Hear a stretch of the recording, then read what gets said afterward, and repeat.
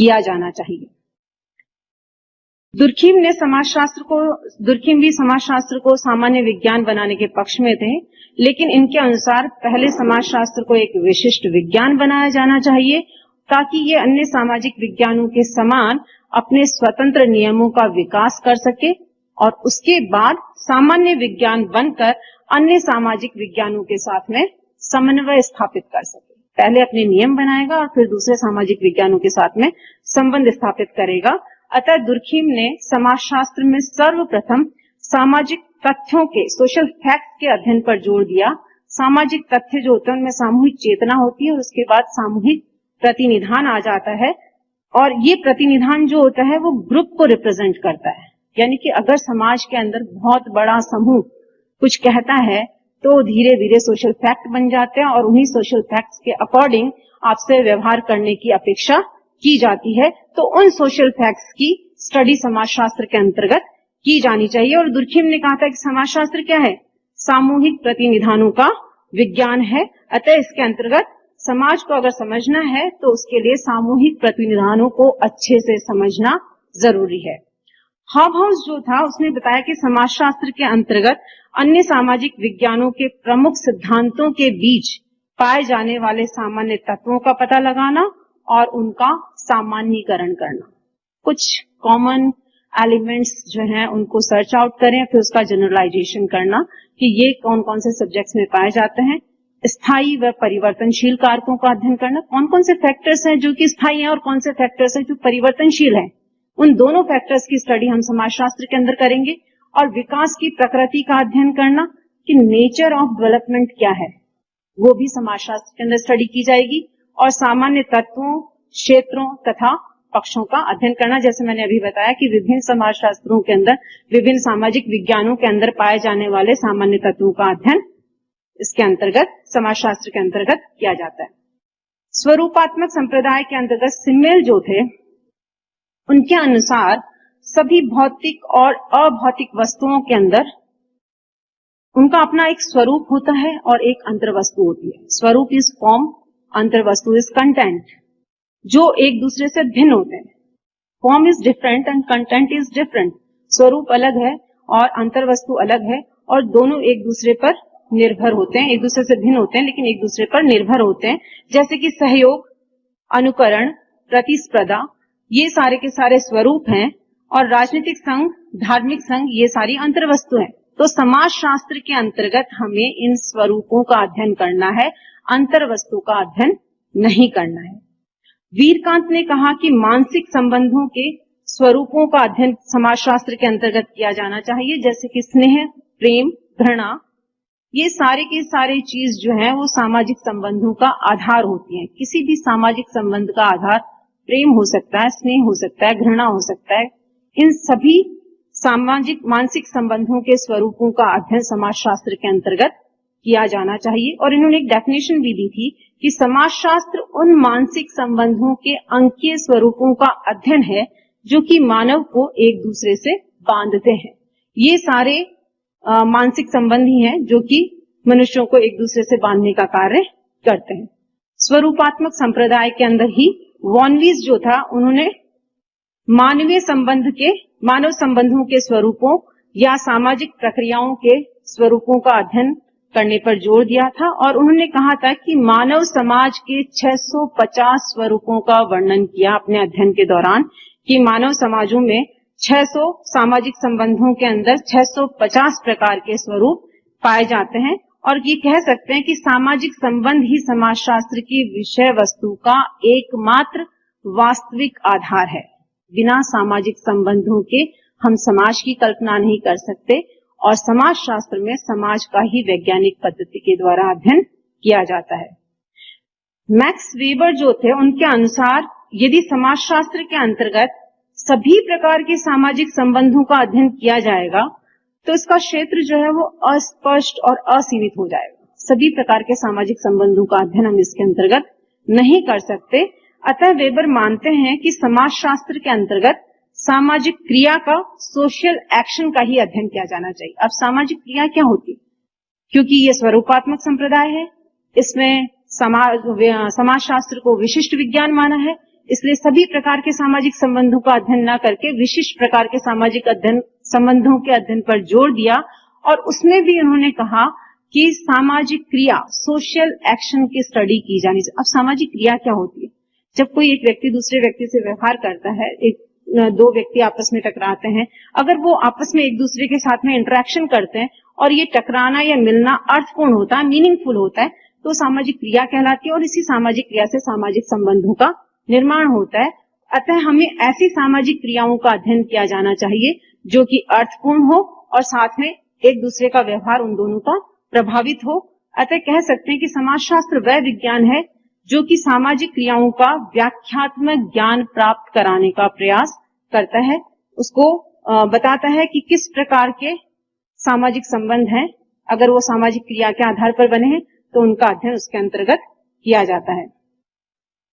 अतः हम कंक्लूड कर सकते हैं कि समाजशास्त्र का विशेष क्षेत्र सामाजिक व्यवहारों का अवलोकन करना, व्याख्या करना एवं तर्क तथा अनुभव से संबंधित सिद्धांतों का निर्माण करना है। नेक्स्ट पॉइंट है समाजशास्त्र का अन्य सामाजिक विज्ञानों से संबंध।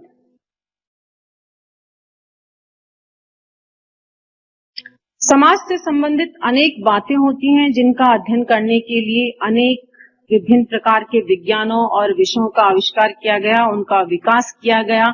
आर्थिक बातों के लिए अर्थशास्त्र होता है, राजनीतिक बातों के लिए राजनीति शास्त्र होता है, मनोवैज्ञानिक स्थिति का अध्ययन करने के लिए मनोविज्ञान होता है। इन सभी विज्ञानों का परिप्रेक्ष्य अलग अलग है, क्योंकि सभी सामाजिक विज्ञान मानव समाज के कुछ विशिष्ट पहलुओं का अध्ययन करते हैं, विशिष्ट दृष्टिकोण से करते हैं। अतः इनमें परस्पर संबंध होना भी स्वाभाविक है कि किस प्रकार का संबंध इनके अंदर पाया जाएगा। तो सबसे पहले हम डिस्कस करते हैं, ये सारे आपको दिख रहे हैं सब्जेक्ट्स जिनके साथ में समाजशास्त्र का संबंध पाया जाता है। इस सारे सब्जेक्ट्स में समाजशास्त्र की विषय वस्तु को यूज किया जाता है। ये दूसरे सब्जेक्ट जो हैं उनमें से भी यूज किया जाता है, समाजशास्त्र भी करता है और ये सब्जेक्ट भी समाजशास्त्र से करते हैं, इंटरलिंक्ड हैं, इंटर रिलेटेड हैं। कि शिक्षा शास्त्र जो है उसके अंदर समाजशास्त्र विषय के कुछ एस्पेक्ट्स का अध्ययन किया जाता है और शिक्षा शास्त्र को भी हम लोग अपने समाजशास्त्र के अंदर यूज करते हैं। राजनीति शास्त्र के अंदर राजनीतिक गतिविधियों का अध्ययन किया जाता है और समाजशास्त्र जो है मनुष्य के सामाजिक जीवन का अध्ययन करता है तथा राजनीति शास्त्र मनुष्य के राजनीतिक जीवन का अध्ययन करता है। समाजशास्त्र कहता है कि मनुष्य एक सामाजिक प्राणी है और राजनीति शास्त्र कहता है कि मनुष्य एक राजनीतिक प्राणी है। और वर्तमान में एक नवीन शाखा के रूप में राजनीतिक समाजशास्त्र जो है उसका तेजी से विकास हो रहा है, पॉलिटिकल सोशियोलॉजी। तो जो कंटेंट हम लोग पॉलिटिकल साइंस में यूज करते हैं वही उसमें से कुछ कंटेंट हम लोग सोशियोलॉजी में यूज करते हैं और जो कंटेंट हम सोशियोलॉजी में यूज करते हैं उसमें से कुछ कंटेंट हम पॉलिटिकल साइंस में यूज करते हैं। तो दोनों विषय एक दूसरे से घनिष्ठ रूप से संबंधित है। बिना राजनीति शास्त्र के हम समाजशास्त्र की कल्पना नहीं कर सकते, क्योंकि समाज के अंदर राजनीति का बहुत महत्वपूर्ण योगदान होता है। वैसे ही बिना समाज शास्त्र के हम राजनीति शास्त्र की कल्पना नहीं कर सकते, क्योंकि बिना समाज के आप राजनीति कहाँ करेंगे। राजनीति के लिए समाज की जरूरत है और समाज के लिए राजनीति की जरूरत है, राज्य की जरूरत है व्यवस्था को बनाए रखने के लिए। वैसे ही विधि शास्त्र के अंदर लॉ, कानून का अध्ययन किया जाता है और प्राचीन काल से आप जानते हैं कि समाज में व्यवस्था को बनाए रखने के लिए कानून का सहारा लिया जाता था। पहले कानून अलिखित रूप में होता था, लेकिन बाद में लिखित रूप में आया, तो हम कानून की उपयोगिता को समाजशास्त्र के अंदर नकार नहीं सकते और वैसे ही कानून या विधि शास्त्र के अंदर समाज शास्त्र की उपयोगिता को नकारा नहीं जा सकता। समाज नहीं होगा तो हम कानून की कल्पना नहीं कर सकते और कानून नहीं होगा तो हम समाज की कल्पना नहीं कर सकते। अर्थशास्त्र में आर्थिक क्रियाओं का अध्ययन किया जाता है और समाजशास्त्र में सामाजिक क्रियाओं का अध्ययन किया जाता है। हम सामाजिक तथा आर्थिक परिस्थितियां जो होती हैं सदैव एक दूसरे पर आश्रित होती हैं। हम बिना सामाजिक परिस्थितियों के आर्थिक क्रियाओं की बात नहीं कर सकते और बिना आर्थिक क्रियाओं के सामाजिक क्रियाओं को इमेजिन नहीं कर सकते। तो आर्थिक क्रियाएं और सामाजिक क्रियाएं दोनों एक दूसरे पर निर्भर होती है। ठीक उसी प्रकार अर्थशास्त्र और समाजशास्त्र सब्जेक्ट जो होते हैं, विषय जो होते हैं, वो एक दूसरे से घनिष्ठ रूप से संबंधित होते हैं। कोई भी सामाजिक क्रियाएं आर्थिक क्रियाओं को प्रभावित करेंगी और आर्थिक क्रियाएं सामाजिक क्रियाओं को प्रभावित करेंगी। आप देख लीजिए, अगर किसी समाज की आर्थिक व्यवस्था अच्छी नहीं है तो उस समाज का विकास बाधित होगा, और जहां पर समाज जो है वो आर्थिक क्रियाओं के द्वारा विकसित नहीं हो रहा है, किसी भी आर्थिक क्रिया करने के लिए भी आपको एक समाज का विकसित होना जरूरी है, सामाजिक वातावरण का होना जरूरी है। मानव शास्त्र और समाज शास्त्र, क्रॉबर ने इनको जुड़वा बहनें कहा था, क्योंकि मानव शास्त्र में हम मानव के सभी पहलुओं का अध्ययन करते हैं वैज्ञानिक पद्धति से, और समाज शास्त्र में हम समाज का वैज्ञानिक पद्धति से अध्ययन करते हैं। And man is a part of society. बिना मानव के हम समाज की कल्पना नहीं कर सकते, और बिना समाज के हम मानव की कल्पना नहीं कर सकते। मानव को अगर अस्तित्व में रहना है तो उसके लिए समाज बहुत ही जरूरी है। समाज के बिना मानव अस्तित्व में नहीं रह सकता। अतः दोनों सब्जेक्ट्स जो हैं, दोनों विषय जो हैं, वो एक दूसरे पर आश्रित हैं, निर्भर हैं, इनमें घनिष्ठ संबंध पाया जाता है। मनोविज्ञान के अंतर्गत मानसिक प्रक्रियाओं का अध्ययन किया जाता है तथा समाजशास्त्र में सामाजिक संबंधों का अध्ययन किया जाता है। अब हमारे किसी के साथ के सामाजिक संबंध किस प्रकार के हैं डिपेंड करता है हमारी मानसिक स्थिति पर, और किसी की मानसिक स्थिति कैसी है डिपेंड करता है उसके सामाजिक वातावरण पर। अगर सामाजिक वातावरण अच्छा है तो उसकी मानसिक स्थिति अच्छी होगी, और अगर मानसिक स्थिति अच्छी है तो संबंध सौहार्दपूर्ण होंगे। तो मानसिक स्थिति और सामाजिक संबंध दोनों एक दूसरे से जुड़े हुए हैं, एक दूसरे पर आश्रित हैं। उसी प्रकार से मनोविज्ञान और समाजशास्त्र दोनों एक दूसरे से जुड़े हुए हैं, एक दूसरे से घनिष्ठ रूप से संबंधित हैं। जननांकिकी के अंतर्गत जनसंख्या के विविध आयामों का अध्ययन किया जाता है, और उसके अंदर सामाजिक और सांस्कृतिक पहलू जो होता है उस पर विशेष फोकस किया जाता है। उसी प्रकार से समाजशास्त्र के अंदर भी हम जनसंख्या के महत्व को नकार नहीं सकते। बिना पॉपुलेशन के, बिना जनसंख्या के हम समाज की कल्पना नहीं कर सकते, और समाज के विकास में जनसंख्या एक बहुत महत्वपूर्ण कारक होता है। अतः जननांकिकी और समाजशास्त्र दोनों एक दूसरे से जुड़े हुए हैं। समाज सेवा बेसिकली समाज कल्याण के लिए किए गए महत्वपूर्ण प्रयासों से संबंधित है। समाजशास्त्र के अंदर हम जो कुछ भी पढ़ते हैं उसे हम समाज सेवा में इम्प्लीमेंट करते हैं। जो कुछ भी ज्ञान हमने समाजशास्त्र के द्वारा प्राप्त किया है उसे समाज के विकास के अंदर व्यवहारिक रूप से काम में लाया जाता है, और व्यवहार रूप में काम में लिए जाने के लिए समाजशास्त्र का ज्ञान होना बहुत जरूरी है। और उसको व्यवहार रूप में लाने के बाद उसका जो इम्पैक्ट पड़ता है, उसका जो व्यवहारिक पहलू, उसका ज्ञान प्राप्त करने के लिए समाज सेवा के बारे में जानकारी होना बहुत जरूरी है। तो समाज सेवा और समाजशास्त्र दोनों एक दूसरे से जुड़े हुए हैं। समाजशास्त्र का महत्व।